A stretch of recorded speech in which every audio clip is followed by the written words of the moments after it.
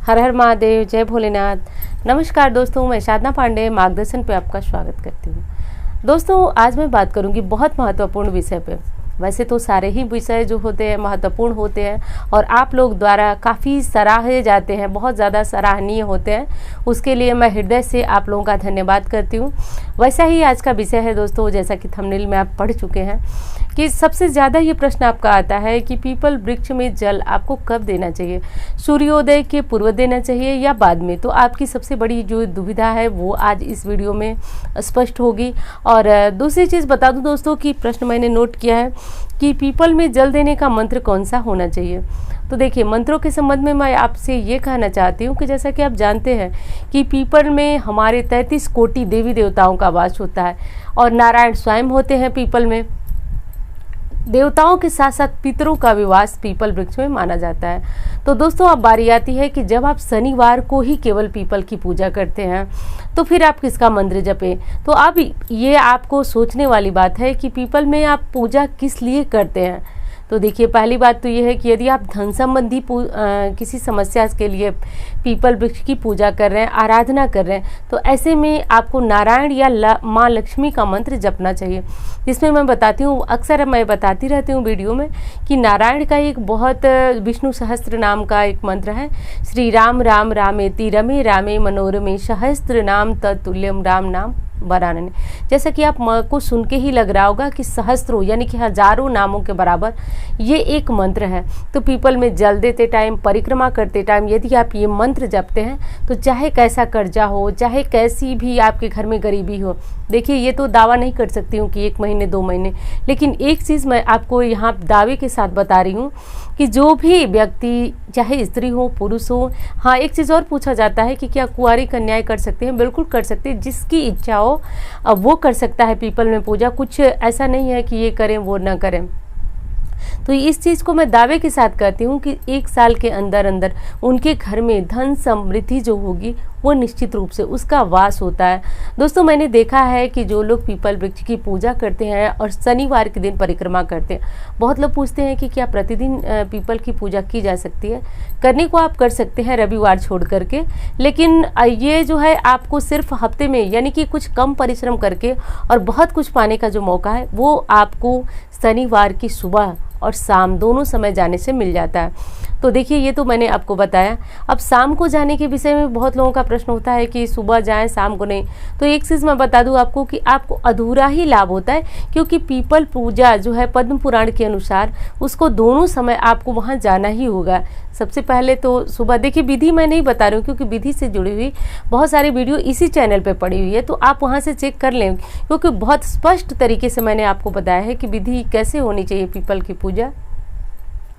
तो मैं बात कर रही थी कि जब आप सुबह पीपल की पूजा करने जाएं तो 1 लोटा जल ले जाएं और जल जो है पीपल वृक्ष में चढ़ा दें। चढ़ाने के बाद जो है और आप वहाँ पे परिक्रमा, 7 परिक्रमा, ये भी पूछा जाता है कि पीपल की परिक्रमा जो है वह हम कैसे करें। तो मैं बार बार कहती हूँ, घड़ी की सीधी दिशा में ही आप परिक्रमा करें। और दूसरी चीज़ कि अगर स्थान नहीं है, ये भी प्रश्न आता है, तो स्थान नहीं है तो क्या करें। तो एक जगह पे खड़े हो जाएं आप और गोल गोल घूम करके और प्रदक्षिणा कर लें। और जैसे आपकी एक परिक्रमा पूरी होती है, यानी कि आपका एक गोला पूरा हुआ, वैसे आप पीपल वृक्ष को प्रणाम करेंगे, फिर दूसरा गोला, फिर प्रणाम करेंगे। तो ऐसे जहाँ पे स्थान नहीं है परिक्रमा करने के, यानी कि पीपल के बगल में मंदिर है या कोई ऐसा स्थान है जिससे आप परिक्रमा नहीं कर पा रहे, देखिए कहा गया है कि पीपल वृक्ष की परिक्रमा मात्र करने से अश्वमेध यज्ञ का लाभ होता है। तो परिक्रमा नहीं करने का तो सवाल ही नहीं आता है। यदि आप पूजा करने जाते हो, कीजिए, किसी भी स्थिति में हो तो परिक्रमा कर लीजिए आप। दूसरा प्रश्न ये होता है कि किधर मुंह करके हम अपना जल दें सुबह के समय। तो देखिए, सुबह के समय जब आप पीपल की पूजा करें, चाहे आप शनि की कष्ट के निवारण के लिए कर रहे हैं, चाहे धन प्राप्ति के लिए लक्ष्मी नारायण का आह्वान कर पूजन कर रहे हैं, सुबह के समय जो है आपको पूर्व दिशा की तरफ मुख करके पूजन करना चाहिए। और शाम को जब आप दीपदान करने जाते हैं, दीपक जलाने जाते हैं, तो पश्चिम दिशा की तरफ मुख कीजिए और तब वहाँ पे दीपक जलाइए। तो ये हो गई आपकी जो दुविधा थी, आपके जो मन में बहुत सारे हलचल चल रहे थे प्रश्नों को लेकर के, क्योंकि मैं बहुत दिनों से कमेंट में दे रही थी एक एक करके, लेकिन ये प्रश्न बहुत ज़्यादा आपका पूछा जा रहा था। हाँ, तो मंत्र की बात मैं कर रही थी कि धन प्राप्ति के लिए आपको विष्णु सहस्त्र नाम का श्री राम राम रामेति जपना है। और यदि आपको शनि से जुड़ा हुआ कोई कष्ट है, देखिए शनि से जुड़ा हुआ कष्ट आपको तब होता है जब आप अपने जीवन में शनि मतलब कि बहुत कहा जाता है कि शनि उनको परेशान करते हैं जिनके कर्म अच्छे नहीं होते हैं। उनके ऊपर शनि की न्याय दशा यानी कि ढैया साढ़े साती जब चलती है तो वास्तविक वो व्यक्ति को एकदम भिखारी बना के छोड़ते हैं। तो ऐसी स्थिति है। पहली बात तो मैं ये कहूँगी दोस्तों कि ध्यान दीजिए कि आप कोई ऐसा कर्म करें ना कि शनि का चक्र चलने पे आपको परेशानी हो, क्योंकि शनि देव ऐसे देवता हैं कि देखिए यदि आप उनकी पूजा आराधना कर दें तो भंडारा भर देते हैं, भंडार भर देते हैं। यानी कि आप जो है कम की इच्छा रखेंगे लेकिन आपके पास, यानी आप ये सोच कर जाएंगे कि जीविका के लिए धन मिले, लेकिन भंडारे भर जाते हैं। लोगों के साथ ऐसा हुआ है। हाँ, बस ये मत कहिए कि 1 महीने कर लिया, 2 महीने कर लिया, 3 महीने कर लिया। अगर कोई अच्छी चीज़ है, वो उसमें फ़ायदा है तो उसको करते रहिए, कोई दिक्कत नहीं है। तो मैं कह रही थी कि आप जो है शनि देव की पूजा जब करने जाते हैं तो कौन सा मंत्र जपें, आप इस बात का ध्यान दें। तो शनि का जो एक बीज मंत्र कहें कि ओम सम शनिश्चराय नमः, तो ये भी आप जप सकते हैं, क्योंकि ये काफ़ी आसान है इसलिए मैं ये मंत्र बता रही हूँ। और जितने मंत्र बोल रही हूँ सारे डिस्क्रिप्शन बॉक्स में आपको बड़े आराम से मिल जाएंगे। ओम शम शनिश्चराय नमः, इस मंत्र को आप जपें। और यदि लक्ष्मी की प्राप्ति के लिए, कर्जा समाप्त करने के लिए, किसी मनोकामना की पूर्ति के लिए आप कोई चीज़ करना चाहते हैं तो जो मंत्र मैं बता रही हूँ विष्णु सहस्त्र नाम का बहुत चमत्कारी मंत्र है, उसे ज़रूर जपें। नारायण की पूजा कर रहे हैं चाहे महादेव जी की पूजा करें, यदि पीपल वृक्ष के पास कोई शिव जी की पिंडी है या फिर शिवलिंग बना हुआ है तो समझिए सोने पे सुहागे का काम होता है। क्योंकि शास्त्र में कहा गया है कि यदि आप पीपल वृक्ष के नीचे किसी भी देवी देवता की पूजा करते हैं, किसी भी देवी देव, चाहे हनुमान जी की पूजा करें, चाहे विष्णु जी की पूजा करें, चाहे महादेव की पूजा करें, शीघ्र कामनाओं की पूर्ति कराता है। अगर आप वहाँ पे बैठ करके किसी मंत्र का जप करते हैं तो ये काम आप ज़रूर कर लें।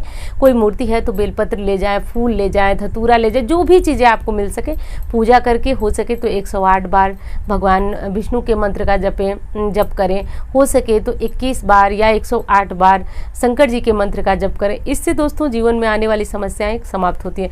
देखिए विश्वास के तौर पे जो बातें मैं कह रही हूँ उस पर आप विश्वास करें ना करें, आप ज़रूर अपने शास्त्रों पर विश्वास करेंगे। गीता में तो आपने देखा सुना ही होगा, यदि आप गीता में पढ़े हैं, कि भगवान श्री कृष्ण कहे हैं पीपल की महिमा बताते हुए कि पीपल में मैं स्वयं निवास करता हूँ, यानी कि वृक्षों में मैं पीपल हूँ, महीनों में मैं अगहन हूँ। तो अब इससे बड़ा आपको साक्ष्य और क्या चाहिए कि भगवान श्री कृष्ण नारायण स्वयं उस वृक्ष में निवास करते हैं, तो उसकी पूजा तो कभी विफल हो ही नहीं सकती। तो ये काम कर लें। और एक दूसरा था कि कब उसमें जल देने हम जाएं, तो अब देखिए बात आपकी स्पष्ट कर देती हूँ कि यदि आपके शनि जनित कष्ट हैं, यदि शनि जनित कष्ट का मतलब ढैया है, साढ़े साती है, या आपकी कुंडली में शनि मारक स्थिति में है, तो ऐसी स्थिति में आपको क्या करना होगा कि जब सूर्य नहीं निकले, देखिए बहुत अंधेरे में भी मत जाइए। ऐसा नहीं कि आप 4 बजे 5 बजे चले गए और बिल्कुल सुनसान है, ऐसे में मत जाइए। ये ध्यान दीजिए कि सूर्य नहीं निकले हो तब जाकर के आप जो है जल अर्पित कर लें, बहुत सावधानी के साथ। और यदि आपके घर में लक्ष्मी नहीं है और आप जाना चाहते हैं, तब सूर्य निकल रहे हैं या फिर 7 बजे तक भी आप जाके जल दे सकते हैं। लेकिन शनि से जुड़े हुए किसी कष्ट के लिए आप जा रहे हैं तो ध्यान रखना होगा कि सूर्य निकलने से पूर्व आपकी पूजा परिक्रमा आराधना जो भी करते हैं वो हो जानी चाहिए। कारण आप सभी शायद जानते होंगे कि शनि और सूर्य में कभी बनती भी नहीं है, इसलिए कहा गया है कि इधर सूर्यास्त के बाद शनि के लिए पूजा होती है और उधर सूर्योदय के पूर्व। तो बस यही चीज़ आपको ध्यान रखना है। दूसरी चीज़ कि जब आप शनि के लिए या फिर पीपल वृक्ष में जल देने जाते हैं तो एक चीज़ का और ध्यान देना चाहिए, तांबे के लोटा का प्रयोग आप बिल्कुल भी न करें, तांबे के लोटे को लेकर जल देने न जाएं। यही कारण है जो मैं अभी बताई हूँ कि शनि और सूर्य में कभी भी बनती नहीं है। तो यदि आप जाना चाहें तो लोहे का लोटा आपको प्राप्त हो तो उससे जल दे सकते हैं, और नहीं प्राप्त हो तो आप स्टील के लोटे से भी जल दें। हाँ, आपको आश्चर्य लग रहा होगा कि स्टील का लोटा तो किसी पूजा पाठ में प्रयोग ही नहीं होता, फिर स्टील का लोटा से कैसे? देखिए स्टील में जो है लोहे का कुछ अंश आता है, और जब आप पीपल वृक्ष की पूजा स्टील के लोटे से, विशेषकर शनिवार के दिन की बात मैं कर रही हूँ, यदि प्रतिदिन आप जाते हैं तो आप पीतल वगैरह का लोटा लेके जा सकते हैं। तो शनिवार के दिन आप स्टील का लोटा लेकर जाएं और उससे जो है पूजन करें, विशेष फल की प्राप्ति होती है। तो इससे जुड़ी हुई जानकारियाँ और भी आपको इस चैनल पे प्राप्त होगी। और यदि वीडियो अच्छी लगती है तो वीडियो को लाइक ज़रूर करें, क्योंकि आपके लाइक से मुझे बहुत प्रेरणा मिलती है। मुझे लगता है कि जो भी बातें मैं बता बता रही हूँ वो आपके काम आ रही हैं। और चैनल को सब्सक्राइब करके मेरे साथ जुड़े, तो उम्मीद करती हूँ जानकारी आपको पसंद आएगी। धन्यवाद।